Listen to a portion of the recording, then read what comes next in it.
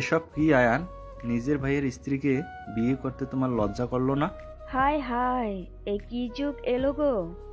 নিজের ভাবিকে বিয়ে করে নিয়ে চলে এসেছে। এই মেয়েটা আমার বড় ছেলের মাথা তো খেয়েই ছিল, এখন আমার ছোট ছেলেরটাকেও ছাড়লো না। আয়ান, এটা তুই কি করলি? এই ভগিনীর বাচ্চাটাকে বিয়ে করে আনলি? তুই জানিস না ওর সাথে আমার সম্পর্ক কি? কিভাবে করতে পারলি তুই এটা? আমাদের পরিবারের মান সম্মানের কথাটা একবারও ভাবলি না? আয়ান সবার কথা চুপচাপ শুনতে থাকে। ওর ঠোঁটে লেগে থাকে একটা ঠান্ডা হাসি। ওর পিছনে গুটিসুটি মেরে দাঁড়িয়ে থাকে ওর বড় ভাইয়ের ডিভোর্স দেওয়া বউ নদী, যাকে কিছু সময় আগে আয়ান বিয়ে করেছে।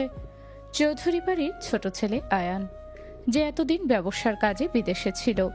বিদেশে পড়াশোনা শেষ করে নিজের দাদার ছোট ব্যবসাটাকে ও অনেক বড় করেছে। দীর্ঘ 14 বছর পরে আয়ান বাংলাদেশে ফিরে এসেছে। আয়ানের দেশে ফেরার এই 2 দিন হলো মাত্র। তার ভেতরে এত কিছু হয়ে গেছে। আয়ান সবাইকে উপেক্ষা করে নদীর হাত শক্ত করে ধরে ওকে নিয়ে উপরে যেতে চায়। তখনই দীপ্ত নদীর হাত চেপে ধরে আর বলে, এসব কোন ধরনের অসভ্যতা আয়ান? লাজ লজ্জার মাথা খেয়েছিস নাকি? নিজের বড় ভাইয়ের বউয়ের হাত ধরে নিয়ে যাচ্ছিস, তোর লজ্জা করছে না? আর তুই বেশরম মেয়ে একটা। দীপ্তর কথা শুনে নদী লজ্জায় কান্না করে দেয়। ও মাথাটা নিচু করে দাঁড়িয়ে থাকে। দীপ্তর আগে ওর দিকে এমনভাবে তাকায়, দেখে মনে হয় নদীকে খুন করে ফেলবে। নিজের শরীরের সর্বোচ্চ শক্তি দিয়ে নদীর হাত চেপে ধরে। নদীর ফর্সা হাত লাল হয়ে ওঠে মুহূর্তেই। নদী ব্যথায় হাত ছাড়ানোর জন্য মোচড়ামুচড়ি করতে থাকে। তোর শরীরে এত কারেন্ট! ডিভোর্স হলো 24 ঘন্টাও পার হয়নি, তার ভেতরে আমার ভাইকে ফুসলিয়ে বিয়ে করে নিয়েছিস। লজ্জা করলো না এটা করতে? রাস্তার মেয়ে একটা। আয়ান দীপ্ত নদীর যে হাত ধরেছিল সেটার দিকে রাগী চোখে তাকিয়ে শীতল কণ্ঠে দীপ্তকে বলে, হাতটা ছাড়ো। দীপ্ত ওর কথায় কোনো পাত্তাই দেয় না।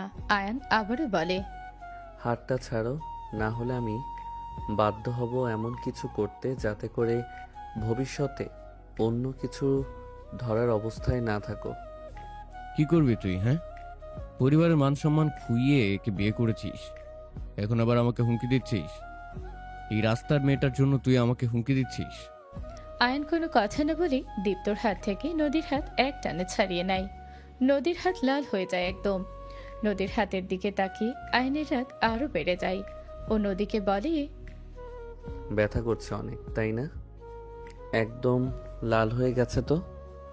নদী কিছু বলার আগে আয়নের মা বলে, এসব সামান্য আঘাতে ওর কিছু হয় না। তো দেখছি দরদ একদম উতলে উঠছে এই রাস্তার মেয়েটার জন্য। আয়ান ঘুরে গিয়ে দীপ্তর মুখে একটা ঘুষি মারে। দীপ্তর ঠোঁট কেটে রক্ত বেরিয়ে আসে। দীপ্ত তীব্র ক্ষোভে কিছু বলবে, তার আগে আয়ান দীপ্তর পেট বরাবর একটা লাথি মারে। দীপ্ত ছিটকে গিয়ে কিছুটা দূরে পড়ে। ওর মা গিয়ে ওর পাশে বসে বিলাপ করতে করতে বলে, হায় হায়, এ কি কালসাপ ঢুকলো আমার সংসারে! ভাইয়েতে ভাইয়েতে ঝামেলা বাঁধিয়ে দিল। তুই এই রাস্তার মেয়েটার জন্য আমাকে মারলি, নিজের বড় ভাইকে মারলি। হ্যাঁ, মারলাম। ওকে স্পর্শ করার কোনো অধিকার তোমার নেই। বেশ তো সাধু সাচ্ছিস। নিজের বড় ভাইয়ের বউকে বিয়ে করতে লজ্জা লাগলো না তোর? হ্যাঁ, লাগলো না। আর একটা কথা তুমি হয়তো ভুলে গেছো, ও তোমার বউ ছিল, এখন আর নেই। 2 ঘন্টা আগে তোমাদের ডিভোর্স হয়ে গেছে। ডিভোর্স হয়েছে বলেই কি বিয়ে করতে হবে? এই রাস্তার মেয়েটার মধ্যে এমন কি দেখলি যে সদ্য ডিভোর্স হওয়া একে বিয়ে করে নিলি? Mind your language, mister Dipto Chowdhury. তুমি বারবার যাকে রাস্তার মেয়ে বলে অপমান করছো সে আমার বউ, মিসেস আয়ান চৌধুরী। আর আমি বেঁচে থাকতে কোনো অবস্থাতেই আমার বউয়ের অপমান সহ্য করব না। মা দেখলে? তোমার ছোট ছেলের অবস্থা দেখলে? দেখছি, সব দেখছি। এই কালসাপটা আমার ছেলেটার মাথা খেয়েছে। মা, আমার কথাটা হয়তো তুমি শুনতে পাওনি, আর শুনতে পেলেও বুঝতে পারোনি। আমি বলেছি আমার বউয়ের অপমান আমি সহ্য করব না। নেক্সট টাইম ওর নামে কেউ ফালতু কথা বললে তার ফল ভালো হবে না। আর ভাইয়া, ও এখন আর তোমার বউ নেই, আমার বউ, তোমার ছোট ভাইয়ের বউ। সেই কথাটা মাথায় রেখে চলবে। নেক্সট টাইম ওকে ছোঁয়ার চেষ্টা করলে তোমার হাত ভেঙে গুড়িয়ে দেব। আয়ান সবাইকে উপেক্ষা করে নদীর হাত ধরে টেনে নিয়ে নিজের রুমে চলে যায়। ওর মা আর ভাই ওর দিকে তাকিয়ে রাগে ফুঁসতে থাকে। আয়ান নদীকে এনে নিজের খাটের ওপরে বসায়। তারপর টেবিলের ওপর থেকে একটা মেডিসিনের বক্স এনে তার ভেতর থেকে একটা ব্যথার স্প্রে বের করে নদীর হাতে স্প্রে করে দেয়। আপনি অনেক ব্যথা পেয়েছেন তাই না? আমার থেকে আমার পরিবারকে, আমার ভাইকে আপনি এখন ভালো করে চেনেন। ও এখন আর মানুষ নেই, একটা অমানুষে রূপান্তরিত হয়েছে। ওর জন্য এটা নর্মাল বিষয়। আপনি যদি মরেও যান তাতেও ওর কিছু যায় আসবে না, তাই ওর ব্যবহারে কষ্ট পাবেন না। হুম। আমার একটা জরুরি কাজ আছে, আমি একটু বাইরে যাচ্ছি, বেশি সময় লাগবে না, ঘন্টাখানেক, তার ভেতরেই চলে আসব। আপনি রুমের দরজা ভিতর থেকে আটকে রাখুন, আমি বাইরে থেকে লক করে দিয়ে যাচ্ছি। আর হ্যাঁ, আমি ছাড়া আর কেউ দরজা খুলতে বললে খুলবেন না। ওদের রাগ এখন সব আপনার উপরে। আপনাকে একা পেলে কি করবে ঠিক নেই। আমি যত দ্রুত সম্ভব চলে আসব। আচ্ছা ঠিক আছে। আয়ান নদীকে রেখে বাহিরে যায়। যাওয়ার সময় রুমের দরজা বাহিরে থেকে লক করে দিয়ে যায়। নদীও ভিতর থেকে সিটকিনি আটকে দেয়। আয়ান নিচে এসে দেখে ওর মা আর ভাই সোফে বসা। ওর মা আর ভাইয়ের ছোটি বরফ লাগিয়ে দিচ্ছে।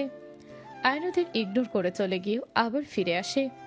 তারপর ওর মা আর ভাইয়ের উদ্দেশ্যে বলে, আমি একটু বাইরে যাচ্ছি, নদী রুমে, ওকে কেউ ডিস্টার্ব করবে না।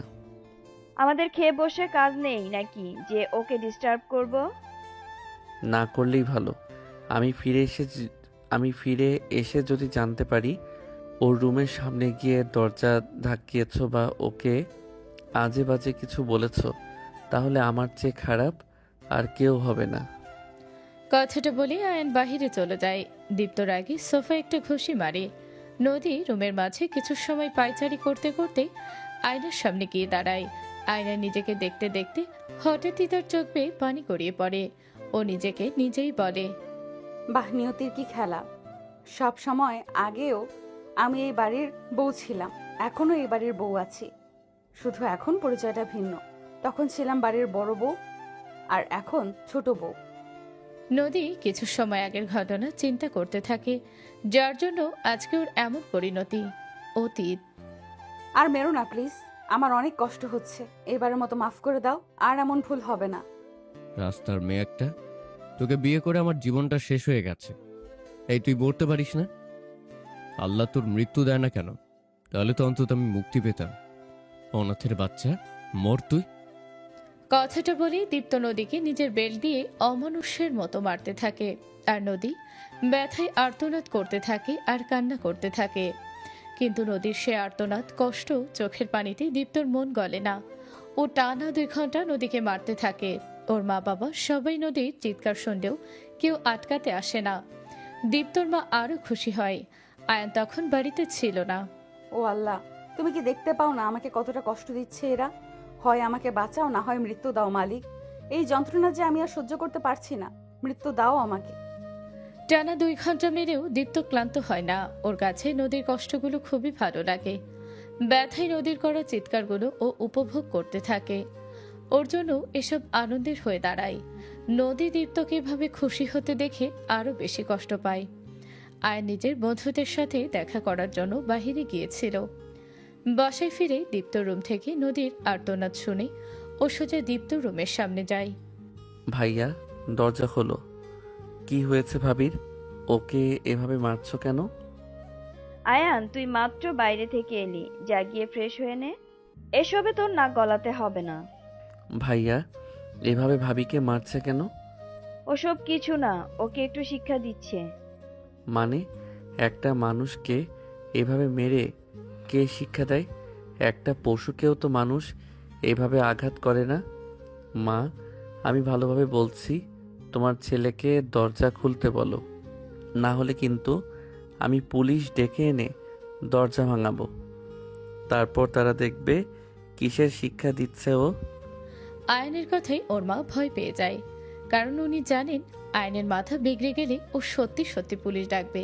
তাই উনি দীপ্তকে দরজা খুলে দিতে বলেন। দীপ্ত মায়ের কথা মতো দরজা খুলে দেয়। দরজা খুলতেই আয়ান দেখে নদী ফ্লোরে পড়ে আছে। ওর ঘন লম্বা চুলগুলো এলোমেলো হয়ে আছে। দুই হাতের কামিজের হাতার নিচে কনুইয়ের নিচ থেকে হাতের আঙুলের শেষ পর্যন্ত আঘাতের চিহ্ন। সব জায়গায় রক্ত জমে কালো হয়ে গেছে। দীপ্তর তখনও রাগ কমেনি। মনে হচ্ছিল নদীকে এতটুকু মেরে ওর শান্তি হয়নি। ও রাগে ফুঁসতে ফুঁসতে আবারও নদীর দিকে এগোতে গেলে আয়ান সামনে এসে দাঁড়ায়। ভাবিকে এভাবে মেরেছ কেন? ভুল করেছে তাই শাস্তি দিয়েছি, যাতে করে ভবিষ্যতে আর ভুল না করে। কি ভুল করেছে? তরকারি রান্না করেছে, লবণ দেয়নি। ওর নাকি মনে ছিল না। রান্নার সময় মন কোন নাগরের কাছে যায় ওর, আর যাতে মন কোথাও না যায় সে ব্যবস্থা করছি। তুই তো রুমে যা। এই সামান্য কারণে তুমি ভাবিকে এমন অমানুষের মতো মারলে? ভুল তো মানুষ মাত্রই হয়। এইটুকু কারণের জন্য এতটা পাষাণ হলে কিভাবে তুমি? তোর এসব নিয়ে ভাবতে হবে না, তুই তোর রুমে যা। ওর এসবে অভ্যেস আছে, ওর কিছু হয় না। আয়ান এবার প্রচুর রেগে যায়। ও রেগে নদীর দিকে তাকিয়ে বলে, অভ্যাস আছে মানে কি? ভাইয়া তোমাকে প্রায়ই এমন মারে? কি হলো বলো? নদী মুখে কিছু বলে না, শুধু মাথা নাড়িয়ে হ্যাঁ বোঝায়। আয়ান রাগে দীপ্তর দিকে তাকিয়ে বলে, ভাইয়া আমি জানতাম আমার ভাই একজন ভালো মানুষ, কিন্তু দিনে দিনে তুমি যে একটা পশুতে পরিণত হয়েছ সেটা আমার জানা ছিল না। তুই কিন্তু একটু বেশিই বলছিস। ও তোর বড় ভাই, আর এই মেয়ের দোষ ও মার খায়। মা তুমি এটা বলছো? একটা মেয়ে হয়ে এসব কিভাবে বলো তুমি? কোথায় নিজের ছেলেকে শাসন করবে তা না করে আরও ওর হয়ে সাফাই গাচ্ছ।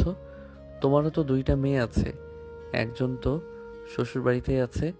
একটু চিন্তা করো তো, ওর বর যদি ওর সাথে এমন করতো, সামান্য লবণ কম হওয়ায় যদি তোমার মেয়েকে এমন কয়েক ঘন্টা অমানুষের মতো মারতো, তখন কেমন লাগতো তোমার? এই শোন, আমার মেয়েদের সাথে ওর তুলনা দিবি না একদম। আমার মেয়েদের জন্য আমরা এখনো জীবিত আছি। ওকে কেউ ছোঁয়ার আগে এটা ভাববে যে ওর পরিবার মেনে নেবে না, কিন্তু এই মেয়ের কে আছে? ওর তো কেউ নেই। অনাথ আশ্রমে বড় হয়েছে, না আছে বাপ মা পরিচয়, না আছে বংশ পরিচয়। কার না কার না যায় সন্তান কে জানে। ব্যাস অনেক হয়েছে। তোমাকে বোঝাতে চাওয়াটাই ভুল হয়েছে আমার। ওর বাবা মা নেই, তার জন্য ওকে এভাবে মারা যায়, তাই তো? তবে মনে রেখো, ওর বাবা মা না থাকলেও ও কিন্তু একজন মানুষ, এদেশের নাগরিক। ওর জন্য আইন আছে। আইন কিন্তু সবার জন্য সমান। আর ভাইয়া, তুমি না ওকে ভালোবেসে বিয়ে করেছিলে? তাহলে নিজের ভালোবাসার মানুষের সাথে এ কেমন আচরণ করছো? ওটাই তো সবচেয়ে বড় ভুল করেছি জীবনে। নিজের হাতে নিজের জীবনটা শেষ করে দিয়েছি এই রাস্তার মেয়েটাকে বিয়ে করে। আল্লাহ, ওর হাত থেকে কেন যে আমাকে মুক্তি দেয় না?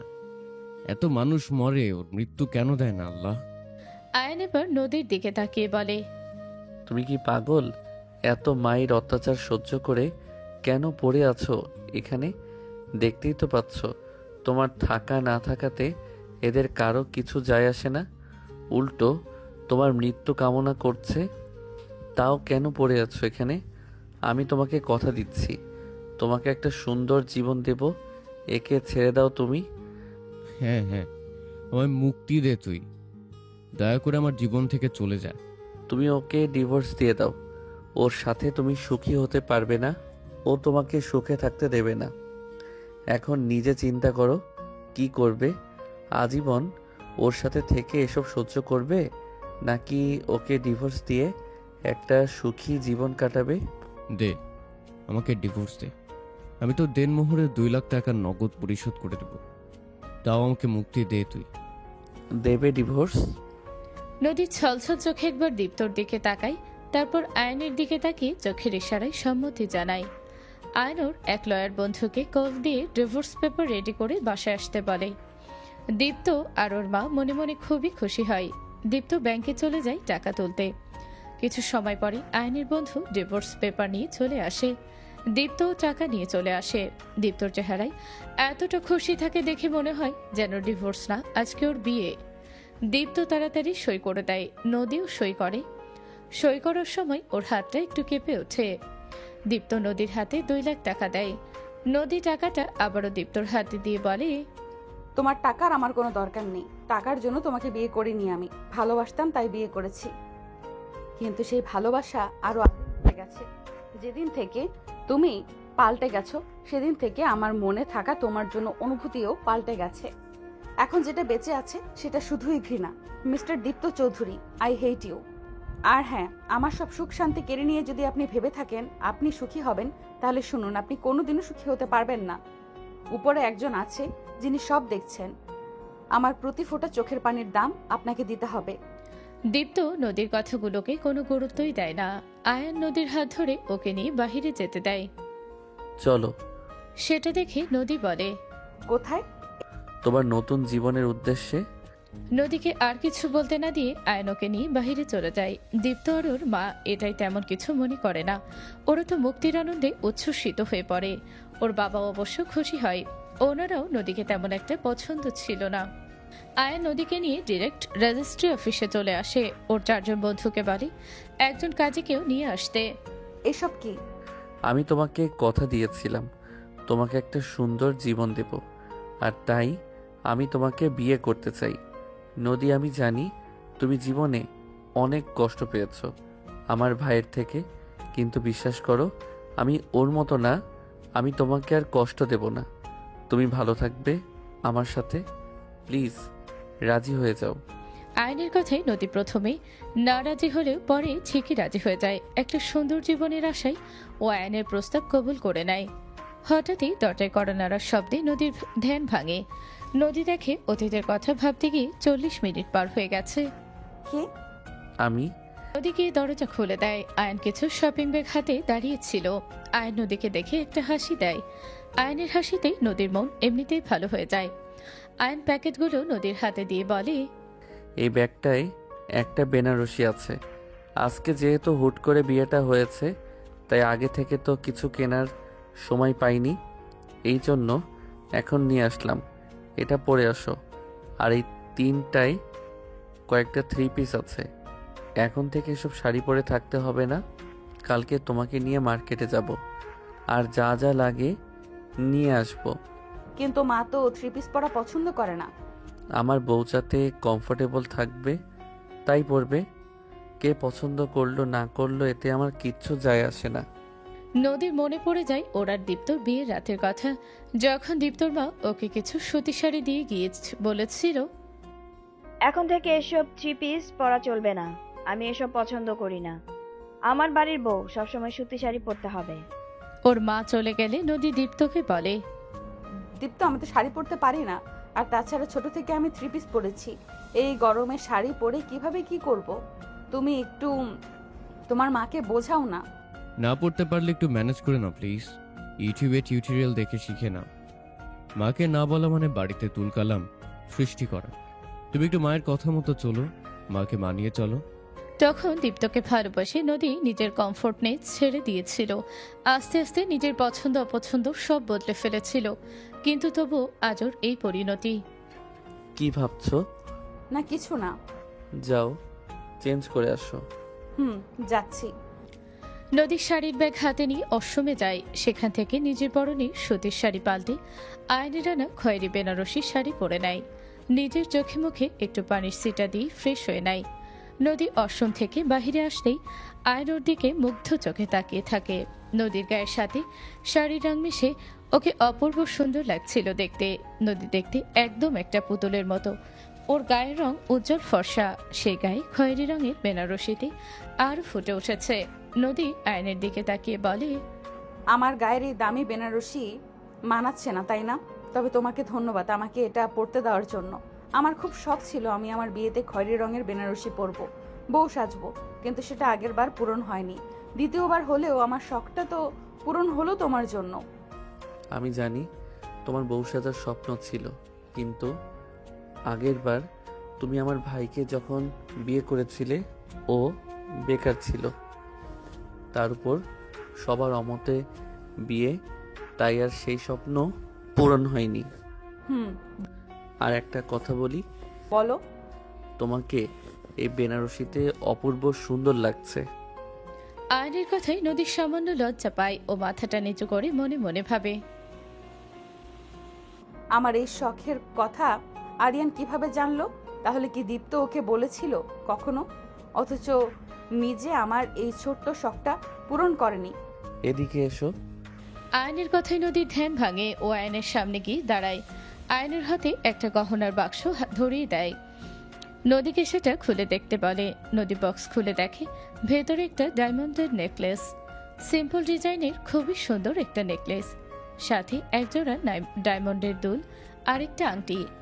নদী এসব দেখে চমকে যায়। দীপ্ত টাকা হওয়ার পরে কখনো ওকে এত দামি কিছু কিনে দেয়নি। ওর প্রয়োজনীয় জিনিসই ঠিকমতো কিনে দিত না, সেখানে ডায়মন্ড তো স্বপ্ন। আয়ান নিজ হাতে নদীকে নেকলেস আর কানের দুল পরিয়ে দেয়। তারপর হাঁটু গেড়ে বসে রিংটা দিয়ে ওকে প্রপোজ করে। নদী, আমাদের বিয়েটা খুবই তাড়াহুড়োতে হয়েছে। আমি জানি তুমি জীবনে একবার ভুল করেছো, মানুষ চিনতে ভুল করেছো, কিন্তু আশা করছি এইবার আর সেই ভুল হবে না। আমাকে কি তোমার জীবনটাকে সুন্দর করে গুছিয়ে তোলার একটা সুযোগ দেবে? আমি কথা দিচ্ছি তোমাকে আর কোনো কষ্ট পেতে দেব না। আমি বলছি না আমাকে স্বামীর অধিকার দাও, কারণ আমি জানি সেটা এখন তোমার পক্ষে সম্ভব না, কিন্তু অন্তত চেষ্টা করো আমাকে স্বামী হিসেবে মানিয়ে নিতে। সেই চেষ্টাটা কি করবে? আয়নের কথা শুনি নদীর চোখে পানি চলে আসে। ওর কাছে মনে হয় ও খুব মূল্যবান, অনেক মূল্যবান। এমনভাবে ওকে প্রপোজ করতে পারে নদীর ধারণাই ছিল না।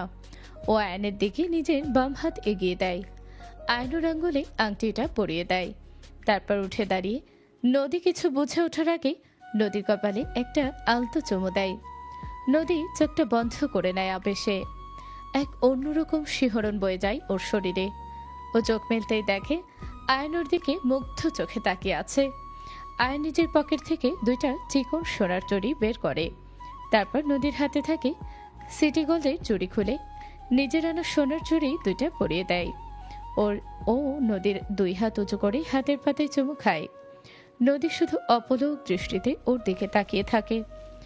আয়ন আবারও নিজের পকেট থেকে একটা ছোট্ট বক্স বের করে, যার ভেতরে একটা ডায়মন্ডের নোজপিন ছিল। ওটা খুলে এটা পড়ো। তুমি বিবাহিত ঠিকই, তবে আমার বউ আর আমার বউয়ের শরীরে অতীতের কোনো স্মৃতি থাকুক আমি সেটা চাই না। নদী আয়নের কথা মতো নোজপিন পাল্টে নেয়। নোজপিনটা আমাকে দাও, ওটা যার জিনিস তাকে ফেরত দিয়ে দেব। তার দরকার নেই। কেন? আয়ন মনে মনে ভাবে নদী এখনো দীপ্তকে মনে মনে ভালোবাসে, আর তাই ওর দেওয়া নোজপিন স্মৃতি হিসেবে নিজের কাছে রাখতে চায়। নদী কিছু বলবেই তার আগেই আয়ন আবারও বলে, আচ্ছা, সমস্যা নেই, তুমি যদি এটা নিজের কাছে রাখতে চাও তো রাখো। নদী আয়নকে অবাক করে দিয়ে নোজপিনটা ডাস্টবিনে ফেলে দেয়। তারপর বলে, নিজের কালো অতীত বয়ে বেড়ানোর কোনো মানেই হয় না। এটা ফেরত দেওয়ার কোনো দরকার নেই, কারণ এটা 20 টাকা দামের একটা ওয়ান টাইম নোজপিন। আমাদের বিয়েটা হুট করে হয়েছিল, তখন ওর কাছে নোজপিন দেওয়ার টাকা ছিল না, তাই এটা কিনে দিয়েছিল। পরে আর সোনার নোজপিন কেনা হয়নি। নদীর কথায় আয়নের ভুল ভাঙে ও মনে মনে বেশ খুশি হয় নদীর কথায়। আয়ন নদীর হাত ধরে ওকে নিয়ে ব্যালকনিতে যায়। সেখানে একটা দোলনা রাখা, দোলনায় দুইজন মানুষ বসার মতো ভালোই স্পেস আছে। আয়ন নদীকে নিয়ে দোলনায় বসে। সেখানে বসে থাকে চুপচাপ, কোনো শব্দ করে না। একটু পরে নদীকে নিয়ে রুমে চলে যায়। অনেক রাত হয়েছে, ঘুমিয়ে পড়ো। কোথায় শোবো? খাটে ছাড়া আর কোথায় শোবে? হুম, আয়নের সাথে এক বিছানায় শুতে নদী একটু আনকমফোর্টেবল ফিল করে। বিছানার এক পাশে নদী গিয়ে গুটিসুটি মেরে শুয়ে পড়ে। আয়নের বিপরীত পাশে গিয়ে শুয়ে পড়ে। নদী এক ধ্যানে অনেক সময় দেওয়ালের দিকে তাকিয়ে থাকে। চোখ বন্ধ করতেই আয়নকে পিছন থেকে জড়িয়ে ধরে। নদী কিছু বলবে তার আগে ওর কানে কানে বলে, নো মোর সাউন্ড, চুপচাপ ঘুমাও। আমি তোমাকে টাইম দিচ্ছি আমাকে পুরোপুরিভাবে মেনে নিতে, কিন্তু একজন বিবাহিত পুরুষকে তার ওয়াইফকে না জড়িয়ে ধরে ঘুমাতে বলবে না। এটা স্বামীগত অধিকার, এখানে একদম হস্তক্ষেপ করবে না বলে দিলাম।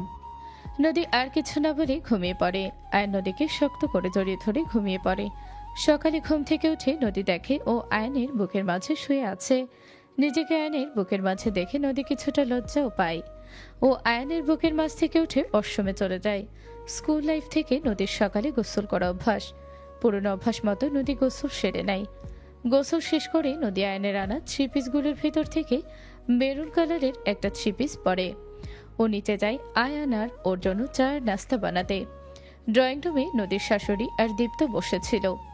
নদীকে ভেজা চুলে নিচে আসতে দেখে দীপ্ত রেগে যায়। ও রেগে নদীর সামনে এসে দাঁড়ায়। নদী দীপ্তকে দেখেও না দেখার ভান করে পাশ কাটিয়ে চলে যেতে চায়।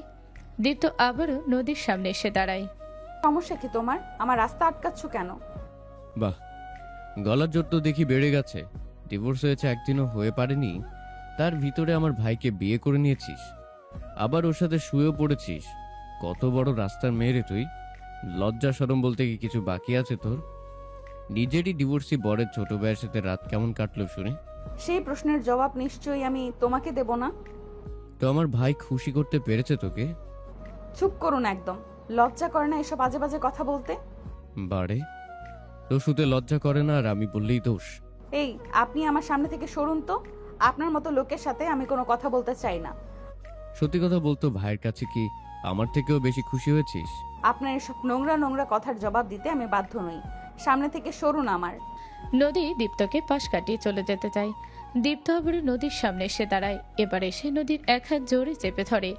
ও এতটাই জোরে ধরে যে নদীর হাত মুহূর্তেই লাল হয়ে যায়। নদী হাত মোচড়ামুচড়ি করতে থাকে ছাড়ানোর জন্য, কিন্তু দীপ্ত রেগে আরো জোরে চেপে ধরে। হাত ছাড়ুন আমার। আপনার কোনো অধিকার নেই আমার হাত ধরার। না, তুই এখন আমাকে অধিকার শেখাচ্ছিস? তুই হঠাৎ তুমি থেকে আমাকে আপনি করে কেন বলছিস? খুব পাকনা গুজিয়েছে তাই না? আয়ন দেশে এসেছে মাত্র 1 সপ্তাহের জন্য, তারপরে তোর কি হবে? কে বাঁচাবে তোকে? আমার বিয়ে করা বউ কোথায় যাবে না যাবে সেটা তো তোমার দেখার বিষয় না ব্রো। বিয়ে যখন করেছি ও নিশ্চয়ই আমার সাথেই থাকবে। ওর হাতটা ছাড়ো। আগের দিনের মায়ের কথা ভুলে গেছো বোধহয়, তাই তো আবারও ওর হাত ধরার দুঃসাহস দেখিয়েছ। আমি তোমাকে সাবধান করেছিলাম, সেটা কি ভুলে গেছো? হাত ছাড়ো ওর, তা না হলে ফল ভালো হবে না। আয়নের কথা শুনি আর আয়নকে নিচে নামতে দেখে দীপ্ত নদীর হাত ছেড়ে দেয়। আয়নকে নামতে দেখে ওর মাও সোফা থেকে উঠে আসে।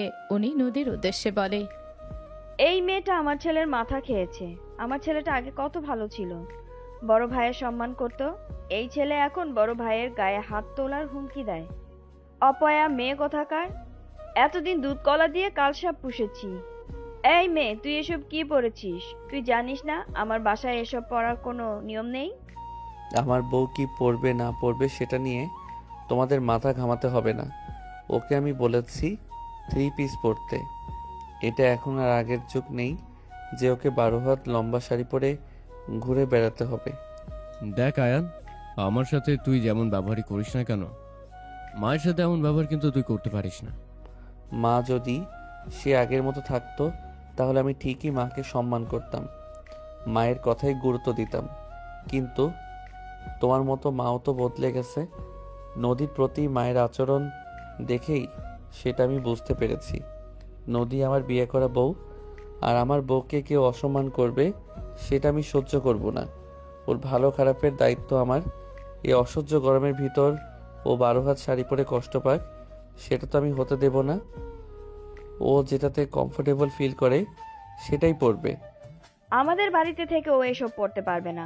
ওর যদি এসব পড়তে মন চায় তাহলে ও বাড়ি থেকে বেরিয়ে গিয়ে পড়ুক। আমার বউকে বাড়ি থেকে বের করে দেওয়ার তুমি কে? আয়ন, এবার একটু বেশি বেশি হয়ে যাচ্ছে না? মায়ের সাথে কেমন ব্যবহার করছিস তুই? ও প্লিজ, তুমি এখন আমাকে ব্যবহার শেখাতে এসো না। আগে নিজে শেখো কিভাবে একটা মেয়ের সাথে ব্যবহার করতে হয়। একটা মেয়ে যার দায়িত্ব নেবে বলে, সারা জীবন খেয়াল রাখবে বলে তাকে নিজের সাথী করে নিয়ে এসেছিলে, অথচ পরবর্তীতে কি করেছো, তাকে অমানুষের মতো মেরেছো। সেই তুমি এখন আমাকে ব্যবহার শেখাতে এসেছো। আর হ্যাঁ, তোমরা হয়তো ভুলে যাচ্ছ এই বাড়িটা আমার নামে। দাদা মারা যাওয়ার আগে এই বাড়ির অর্ধেকটা আমার নামে লিখে দিয়ে গিয়েছিল, তাই আমার অংশে কে থাকবে না থাকবে সেটার সিদ্ধান্ত আমি নিব। নদী আমার বউ আমার সাথে এই বাড়িতে থাকবে। ওর যা মনে চায় করবে, যা মনে চায় পড়বে, সেটা তোমাদের দেখার বিষয় না। তোমরা এতে নাকও গলাবে না, আর ওকে বাড়ি থেকে বের করার চিন্তাও মাথায় আনবে না। তাহলে ফল ভালো হবে না? আয়নের কথা শুনে কেউ আর কিছু বলার সাহস পায় না। আয়ান নদীকে নিয়ে কিচেনে চলে যায়। সেখানে গিয়ে নদীর জন্য আর নিজের জন্য একটা চুলায় চা বসায়। তারপর নদীকে বলে, বিদেশে থাকতে আমি নিজের রান্না সবসময় নিজেই করতাম। তোমার কিছু করতে হবে না। আজকে ব্রেকফাস্ট আমি বানাচ্ছি। না না, তার কোনো দরকার নেই। তুমি রুমে যাও, আমি ব্রেকফাস্ট বানিয়ে নিয়ে আসছি। শোনো, একদম একটা লক্ষ্মী মেয়ের মতো চুপ করে এখানে দাঁড়িয়ে থাকো। ব্রেকফাস্ট আজকে আমি বানাবো। তুমি শুধু দাঁড়িয়ে দাঁড়িয়ে দেখো, আর আমার কোনো হেল্প লাগলে আমি বলবো। আয়নও নদীর জন্য 4টা ব্রেড টোস্ট করে নেয় আর 2টা ডিম পোচ করে নেয়, সাথে 2 কাপ চা। ওরা নদীর প্লেট গুছিয়ে 2 হাতে 2টা প্লেট নিয়ে উপরে যায় আর নদীকে ওর পিছু পিছু আসতে বলে। আয়ন নদীর সামনে হাঁটছিল। ওরা দুজন উপরে উঠতে যাবে, তখনই ওর মা ওদের ডাক দেয়। নদী, আমাদের নাস্তা কোথায়? তোমাদের নাস্তা কোথায় সেটা নদী কিভাবে জানবে? নিজেদেরটা নিজেরা বানিয়ে নাও। সবার রান্না নদীই করে। তোমার বড় ছেলে বাসার কাজের লোকদের ছাড়িয়ে দিয়ে নিজের বউকে কাজের লোক বানিয়ে রেখেছিল এতদিন, কিন্তু আমি আমার বউকে রাজরানী করে রাখার কথা দিয়েছি। চাকরানী না, ও আজকে থেকে কোনো কাজ করবে না। তোমাদের কাজ যদি পারো তো নিজেরা করো, না হলে কাজের লোক রেখে নাও। আমার বউ কারো কাজের লোক না যে সবার ফাই ফরমাইশ খাটবে। আয়ান নদীকে নিয়ে উপরে চলে যায়। এদিকে দীপ্ত আর ওর মা রাগে ফুঁসতে থাকে। দেখেছো মা, এই মেয়ে একদিনে কেমন তোমার ছেলেকে বশ করে নিয়েছে। ওর কাছে এখন আমাদের কথাগুলো বিষের মতো লাগে। ওর একটা কিছু করতেই হবে। তুই চিন্তা করিস না, 2টা দিন যেতে দে, দেখবি আয়ান নিজেই ওকে বাড়ি থেকে বের করে দিবে। এই মেয়ের আসল রূপ দেখার পর আর সত্যিটা জানার পরে ওই ওকে ঘাড় ধাক্কা দিয়ে বের করে দিবে। এখন যা তো, মোড় থেকে গিয়ে নাস্তা নিয়ে আয়, খুব খিদে পেয়েছে। এর ব্যবস্থা পরে করা যাবে। মায়ের কথা মতো দীপ্ত মোড়ে গিয়ে নাস্তা নিয়ে আসে। দুপুরবেলায় আয়ান নদীকে রান্না করতে দেয় না, নিজেই ওরা নদীর জন্য বিরিয়ানি রান্না করে। ওর মা আর ভাই হোটেল থেকে খাবার নিয়ে এসে খায়।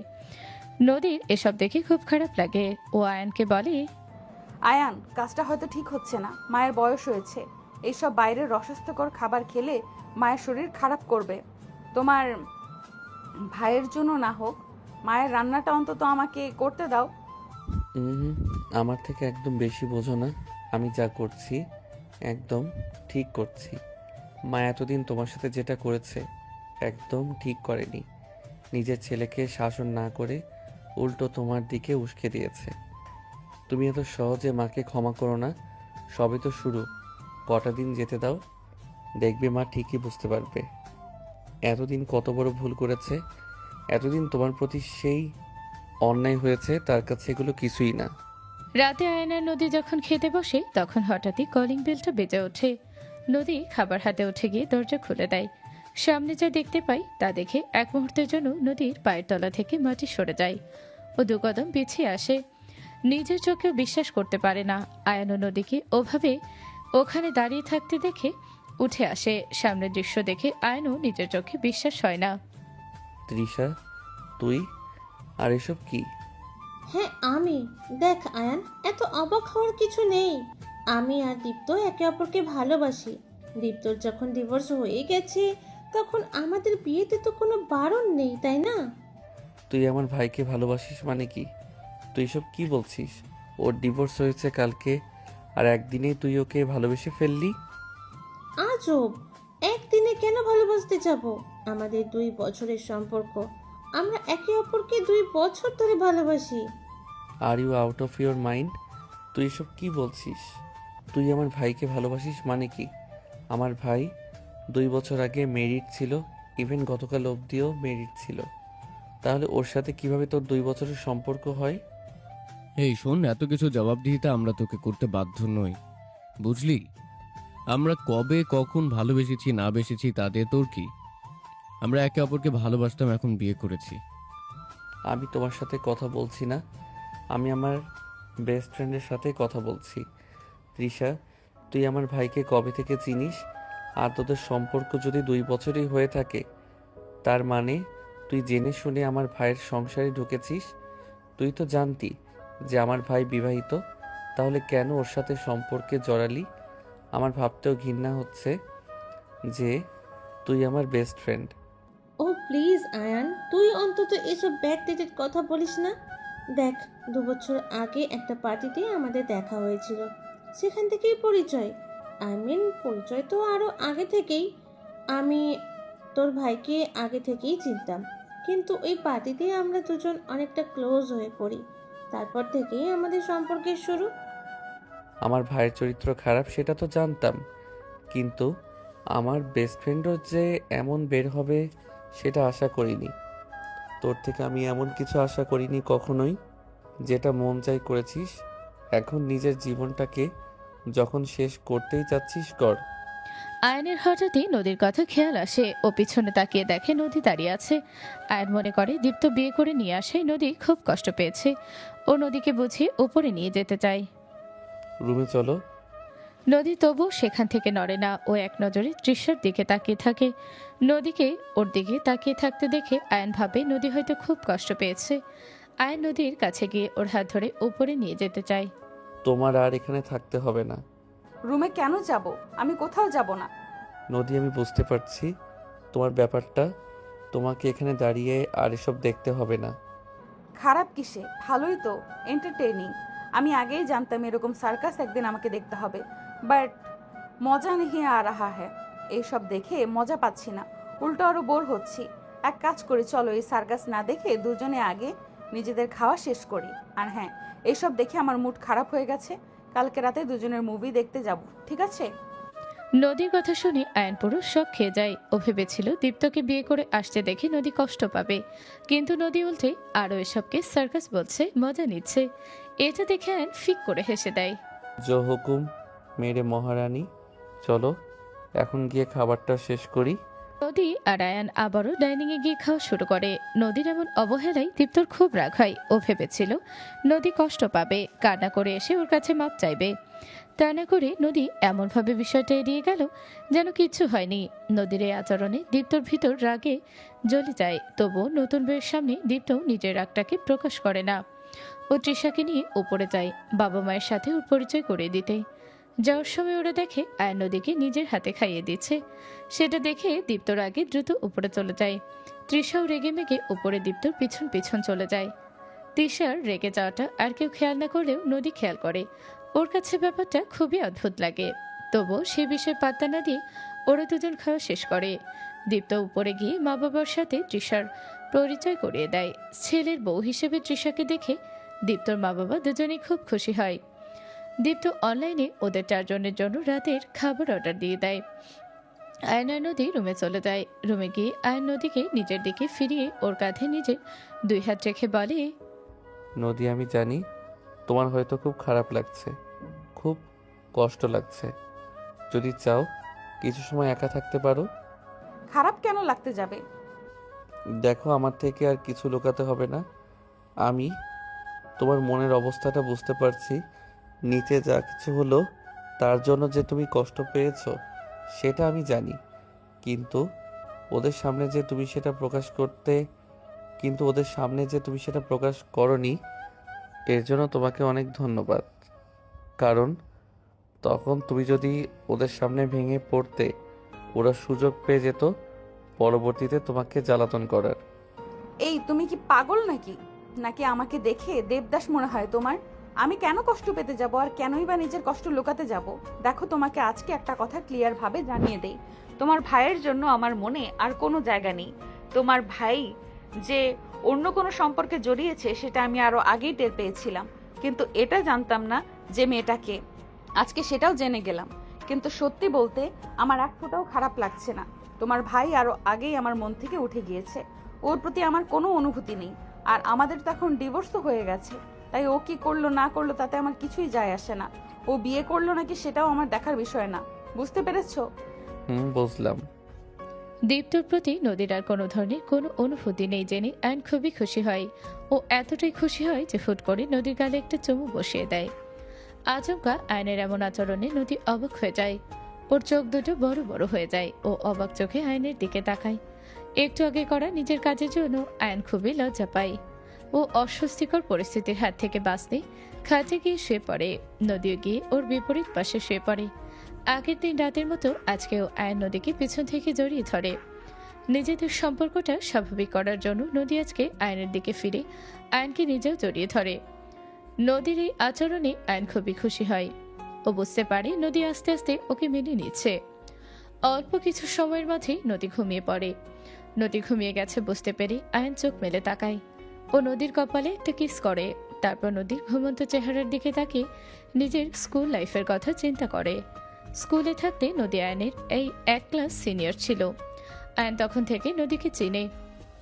নদী আয়নকে কখনো খেয়াল না করলেও প্রথম দেখাতেই আয়ন নদীর প্রেমে পড়েছিল। কিন্তু হঠাৎ করে ওর পরিবার সিদ্ধান্ত নেয় ওকে পড়ালেখার জন্য বিদেশে পাঠিয়ে দিবে। আয়নেরও তখন বলার মতো কিছু ছিল না, তাই ওকে বিদেশে পড়াশোনার জন্য চলে যেতে হয়। স্কুল শেষে কলেজে ওঠার পরপরই আয়ন বিদেশে চলে যায়।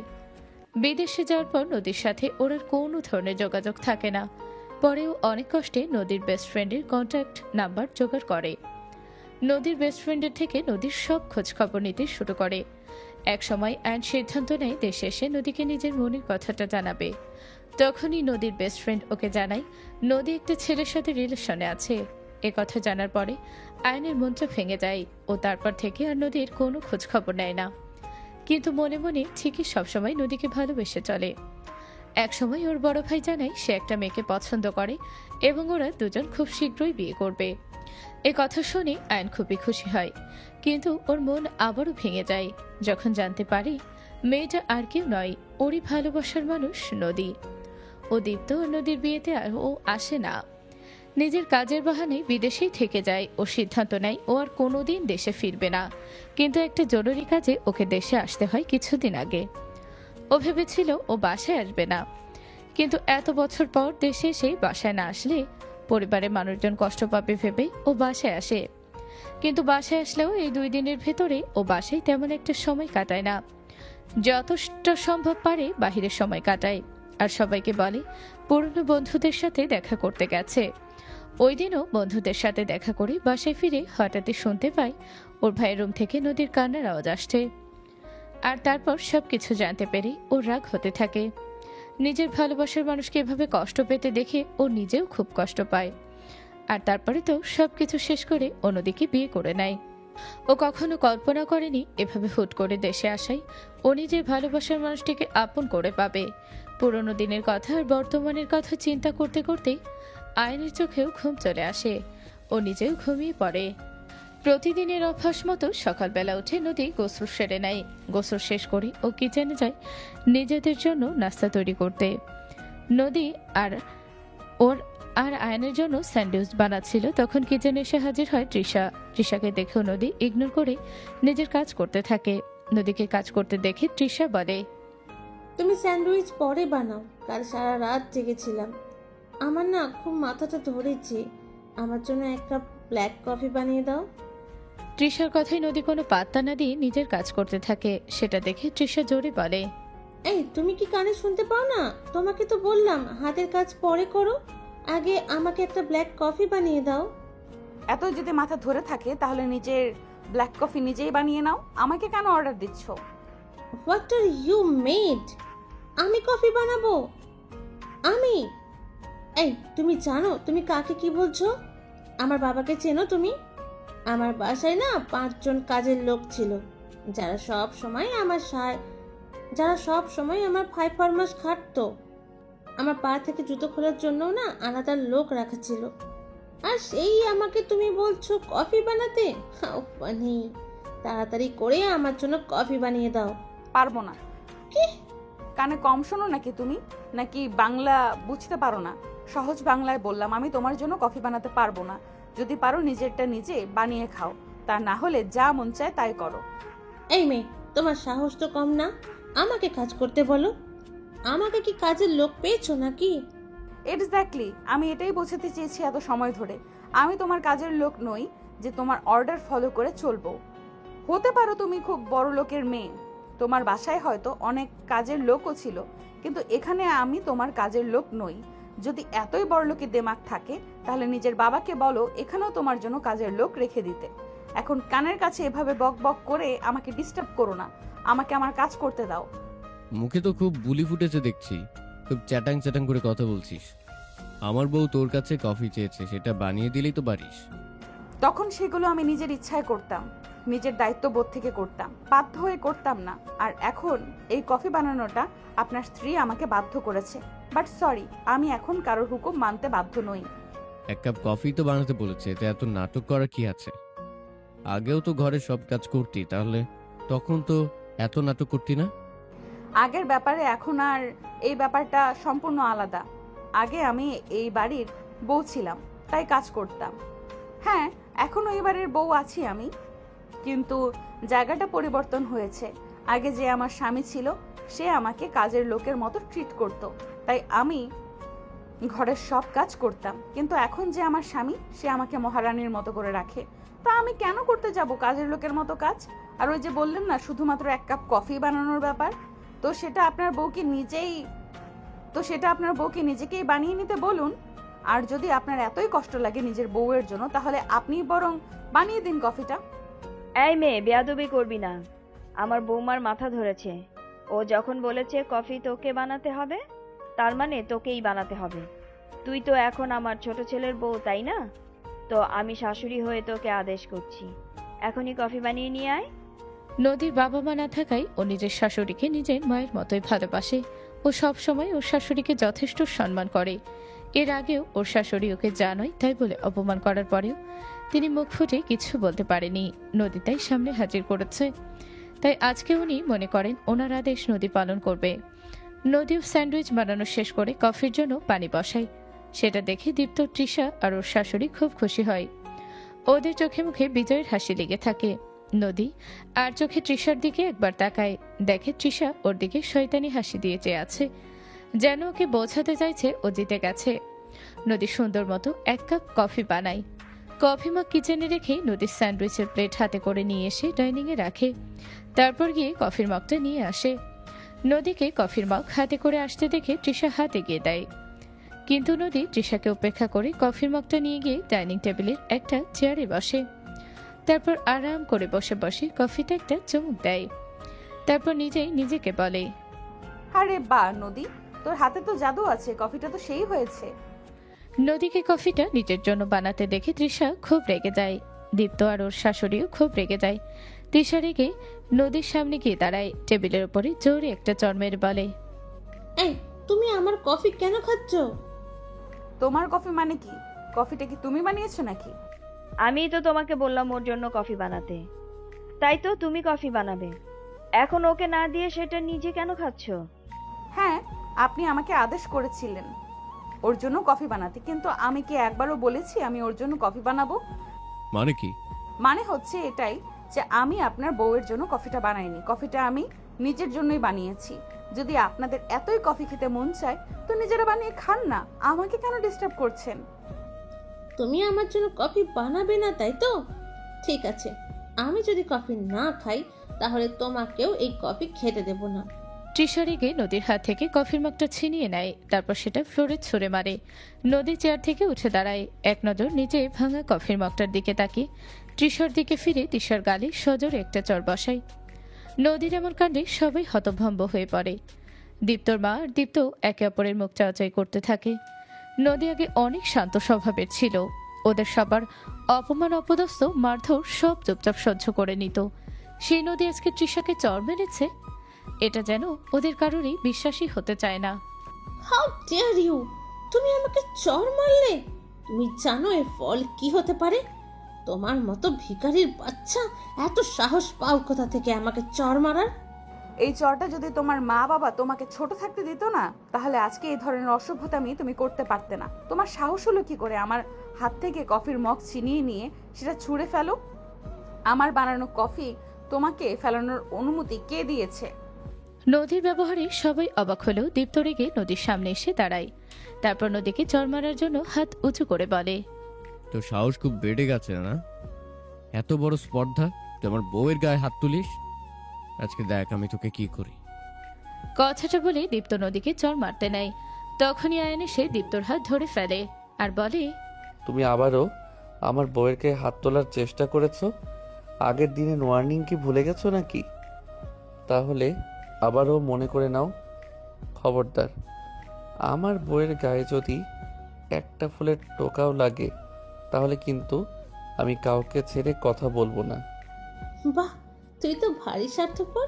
তোর ভাই তোর বউকে মারছে, এটা তুই দেখলি, অথচ তোর বউ যে আমাকে মারলো সেটা তোর চোখে পড়লো না? নদী যা করেছে একদম ঠিক করেছে। তুই এটারই প্রাপ্য। এতক্ষণ যা যা হয়েছে আমি সব দেখেছি সিঁড়ির উপর দাঁড়িয়ে। তুই কে আমার বউকে হুকুম দেয়ার? আর তোরা কিভাবে ভাবলি ও তোদের জন্য কাজ করবে? এতে হুকুমের কি আছে? তোমার বউয়ের কাছে শুধু 1 কাপ কফি চাওয়া হয়েছিল। মা, তুমিও এদের সাথে তাল দিচ্ছ? তোমাদের কত সুন্দর এক্সপেকটেশন, তাই না?